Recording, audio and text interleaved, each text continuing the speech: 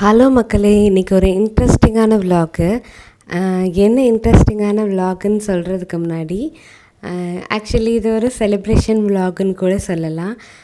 ஆமாங்க, thanks for viewers and subscribers.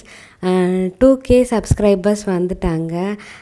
Actually இது ஒரு சின்ன விஷயந்தான், பட் எனக்கு அது ரொம்ப பெரிய விஷயம்.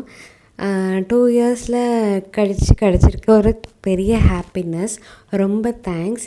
ஆக்சுவலி நான் கேக் வெட்டி செலிப்ரேட் பண்ணலான்னு சொன்னேன். என்னோடய ஹஸ்பண்ட் தான் சந்திரயான் 3 லான்ச் பண்ணியே கேக்கெல்லாம் வெட்டலை. 2Kக்கு கொஞ்சம் ஓவராக இல்லை அப்படின்ட்டாங்க. சரி, ஜோக்ஸ் அப்பார்ட், அவங்க சொன்னது உண்மையான விஷயந்தான். நம்ம கேக் வெட்டி செலிப்ரேட் பண்ணுறதுல என்ன இருக்குது? உங்களுக்கு ஏதாவது யூஸ்ஃபுல்லான வீடியோ கொடுக்கணும்ல, அதனால ஜபார் பாயோட ரீக்ரியேஷனான சிக்கன் பிரியாணி பண்ணியிருக்கேன். ரொம்ப சிம்பிளாக பண்ணிடலாங்க. ஃபஸ்ட்டு வீடியோக்குள்ளே போகலாம் வாங்க. நம்ம இஞ்சியும் பூண்டும் எடுத்துக்கணும். அதை நல்லா தண்ணி ஊற்றி ஸ்மாஷ் பண்ணியிருக்கணும். நான் எவ்வளோனா ஒரு 4 பேர்லேருந்து 5 பேர் சாப்பிட்ற மாதிரி 2 விளக்குக்கு கொஞ்சம் கம்மியாக பாஸ்மதி அரிசி எடுத்திருக்கேன். அதை ஒரு 20 மினிட்ஸ் ஊற வைங்க. நல்லா வாஷ் பண்ணிவிட்டு ஒரு 20 மினிட்ஸ் ஊற வைங்க. இது 20 மினிட்ஸ் ஊறினாலே போதும். அப்படி அதுக்கு மேலே ஆச்சுன்னா தண்ணியை ரிமூவ் பண்ணியிருக்கேன். அதுக்கப்புறம் நான் குக்கரில் தான் பண்ண போகிறேன். ஆனால் விசில் போடாமல், என்கிட்ட அவ்வளோ பெரிய பாத்திரம் இல்லாததுனால நான் குக்கரில் பண்ண போகிறேன். நல்லெண்ணெயை தவிர்த்து வேறு எந்த ஆயிலில் வேணாலும் செய்யலாம். ஸோ பட்டையும் அன்னாச்சி பூவும் சேர்த்துட்டு நல்லா ஸ்லைஸாக கட் பண்ண ஆனியன்ஸ் 3 எடுத்துக்கோங்க. அது நல்லா நல்லா கோல்டன் ப்ரௌனாக வந்தால் ரொம்ப நல்லது. நான் அவ்வளோ நேரம் வர வைக்கல, ஓரளவுக்கு இது பண்ணியிருக்கேன். அப்புறம் பச்சை மிளகா 3. ஆக்சுவலி கொஞ்சம் காரம் கம்மியாக தான் இருந்துச்சு. நீங்கள் வேணும்னா 4-5 கூட போட்டுக்கலாம். அதுக்கப்புறம் அந்த இஞ்சி பூண்டு பேஸ்ட்டையும் நல்லா போட்டு வதக்கிட்டேன். நல்லாவே இது எல்லாமே நல்லா பச்சை வாடை போகிற அளவுக்கு நல்லா வதக்கிடணும். வதக்குனதுக்கப்புறம் இந்த ஆயிலே நான் மிளகாத்தூள் சேர்த்துட்டேன். அதான் ஜபார் பாயோடதும் கூட. ஸோ அப்போ நீங்கள் தேவையான அளவு உப்பு சேர்த்துக்கோங்க. நான் மிளகாத்தூள் போட்டிருக்கேன், வீட்டு மிளகாத்தூள். நீங்கள் காஷ்மீரி சில்லி பவுடர் போட்டிங்கன்னா கலர் இன்னும் வைப்ரண்ட்டாகவும் இருக்கும், அதே நேரத்தில் காரம் கம்மியாக இருக்கும். ஸோ கொஞ்சம் கூட அளவு போட்டுக்கோங்க. நான் 1 ஸ்பூன் மிளகாத்தூளும் 1 ஸ்பூன் உப்பும் போட்டிருந்தேன். அப்புறம் தக்காளி சேர்த்துக்கிட்டேன். தக்காளி 3 மீடியம் தக்காளி எடுத்துக்கிட்டேன். அதாவது 2 பெரிய வெங்காயத்துக்கு, பெரிய சைஸ் வெங்காயம் 2 வெங்காயத்துக்கு 3 மீடியம் தக்காளி. அதுக்கப்புறம் 1 கைப்பிடி கொத்தமல்லியும் புதினாவும் 1 கைப்பிடி நல்லா வாஷ் பண்ணிவிட்டு குட்டி குட்டியாக கட் பண்ணி வச்சுக்கிட்டாலும் சரி, இது பண்ணாலும் சரி, தனித்தனியாக உதுத்து வச்சுக்கிட்டாலும் சரி. நல்லா வதங்கினதுக்கப்புறம் ஒரு 10 ரூபா பாக்கெட்டு தயிர் இருக்குல்ல, அது அந்த அளவுக்கு எடுத்துக்கோங்க. கொஞ்சம் புளிச்சிருந்தா போதும், ஓவராக புளிச்சிருக்க வேண்டாம். ஃப்ரெஷ்ஷாக இருந்தால் பிரியாணியோட டேஸ்ட்டு நல்லா அட்டகாசமாக இருக்கும். ஸோ இது ரொம்ப முக்கியமான பார்ட்டுங்க. தயிரை ரொம்ப புளிக்க விட்டுறாதீங்க. 10 ரூபா தயிர் பாக்கெட்டு போதும்.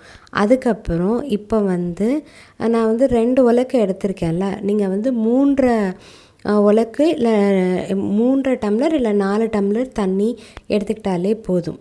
அதுக்கப்புறம் 1/2 கிலோ சிக்கனை நல்லா வாஷ் பண்ணிடுங்க. நான் ஒரு 4-5 டைம்ஸ் நல்லா வாஷ் பண்ணிட்டேன். அதை அப்படியே போட்டிருக்கேன். அப்போ என்னவாகும், நல்லா குக்காயிரும். விசில்லாம் போட வேண்டாம். ஜஸ்ட்டு நான் உப்பு காரம் டேஸ்ட் பண்ணேன், பத்தாததுனால நான் 2 ஸ்பூன் அதுக்கப்புறம் மிளகாத்தூள் போட்டு 1 ஸ்பூன் உப்பு போட்டேன். அதுக்கப்புறம் எனக்கு என்னமோ உப்பு கரெக்டாக இருந்த மாதிரி இருந்துச்சு. இப்போ மட்டும் இல்லை, அரிசி போட்டதுக்கப்புறமும் ஒரு தடவை செக் பண்ணணும். அதனால் பார்த்துக்கோங்க.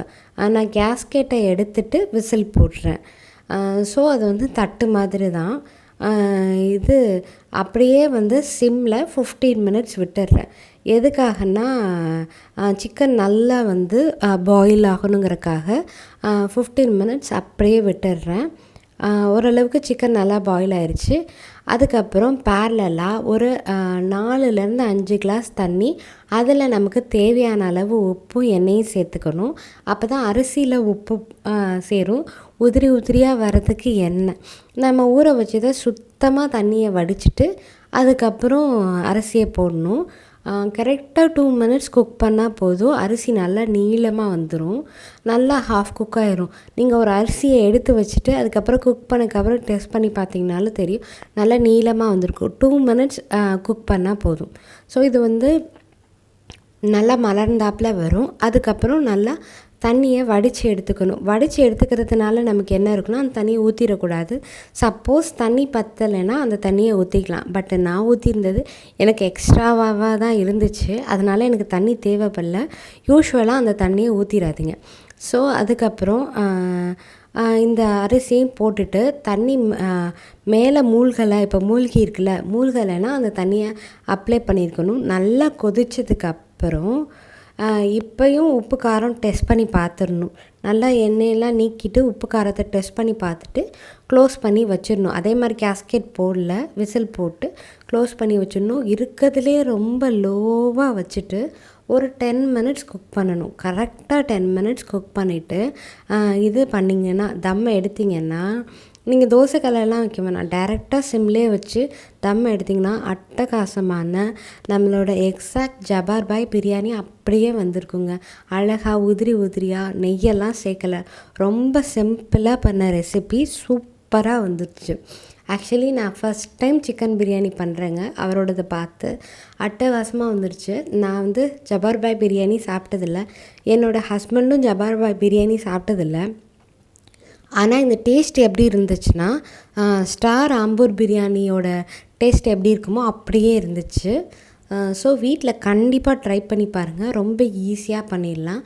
அது மட்டும் இல்லை, இன்னொரு சந்தோஷமான விஷயம், இந்த 3 மாதத்தில் 57,000 இது வியூவர்ஸ் புதுசாக வந்திருக்கீங்க. ரொம்ப ரொம்ப தேங்க்ஸ். ஸோ இந்த வீடியோ வந்து ஸ்பெஷலாக வியூவர்ஸ்க்கும் சப்ஸ்கிரைபர்ஸ்க்கும் தான் ரொம்ப ரொம்ப தேங்க்ஸ். அதுக்கப்புறம் நம்ம ப்ரௌடாக ஃபீல் பண்ண வேண்டிய சந்திரயான் 3யும் அழகாக லான்ச் ஆயிடுச்சு. ஸோ எல்லாமே ஒரே செலிப்ரேஷன் தான். ரொம்ப ரொம்ப தேங்க்ஸ். கண்டிப்பாக 1 lakh சப்ஸ்கிரைபர் வரும்போது நம்ம கேக் இது கட்டிங் பண்ணலாம். So happy day, happy cooking.